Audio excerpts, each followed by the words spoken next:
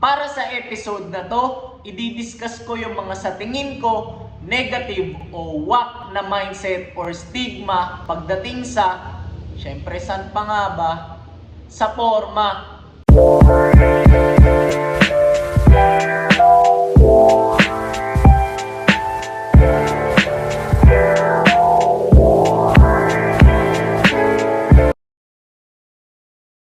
Yo! Para sa mga di nakakakilala sa akin, ay Mike Lacson at gusto kong makatulong palupitin yung forma ng mga gaya kong interesado sa streetwear. So ngayon, ano-ano nga ba yung mga thinking or pag-iisip na sa tingin ko dapat mong iwasan pagdating sa forma? Number 1, yung thinking na pag Bisaya, matik, baduy agad pumorma. Bali lilinawin ko lang hindi ko sinusubukang maging hero o yung mga parang tagapagtanggol na image dito, pero sa napapansin ko kasi isa to sa mga pinaka-common na stigma na meron tayo pagdating sa forma eh. Kaya kung isa ka pa rin sa mga bumibitaw o nag-iisip ng ganyan, tol, ang masasabi ko na lang is hindi lang sa Luzon may internet. Number 2, yung thinking na kailangan mo munang maging player o skater o basta kahit ano bago ka gumamit ng isang brand. Well, kung ganito yung iniisip mo para sa sarili mo o sa ibang tao, ang masasabi ko na lang is ang kagandahan sa streetwear is combination siya ng iba't ibang culture, so dapat open siya para sa lahat, di ba?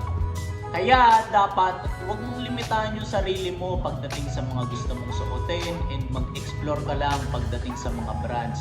Or huwag ka rin maging gatekeeper and hayaan mo lang yung ibang tao maging masaya, di ba? Kasi at the end of the day, kanya-kanyang trip lang naman yan eh. So mind your own business. Then last but not the least, number 3, yung thinking na kapag mahal yung isang item, automatic maganda na agad. Well, para sa akin, hindi kasi ganito pagdating sa pamorma eh. Actually, sa lahat nga ng bagay eh. Kaya pansinin mo, for example, may mga auto na napakamahal pero di mo naman trip yung itsura, di ba? So parehas lang din sa pamorma. Hindi porket mahal, automatic fly na agad. Sabi nga nila, you can't buy style daw eh, di ba? Kaya ewan ko lang kung naranasan nyo na to yung may nakita kayong naka plain white shirt lang o basta napakasimple ng forma pero mas malakas pa rin yung dating kumpara dun sa ang mamahal ng suot na gamit. Well, isa lang yan sa mga sample na yung forma o style kasi hindi lang talaga nakabase palagi sa kung anong mga meron kayo. Kasi at the end of the day, gaya nga ng mga nabanggit ko sa previous episodes ko, bukod sa mga items na meron ka, malaking bagay din sa personal style mo yung kung paano ka magterno ng mga kulay, yung confidence mo, yung posture mo, tsaka basta marami pang iba. At dito na nga ulit natatapos tong episode natin ngayon.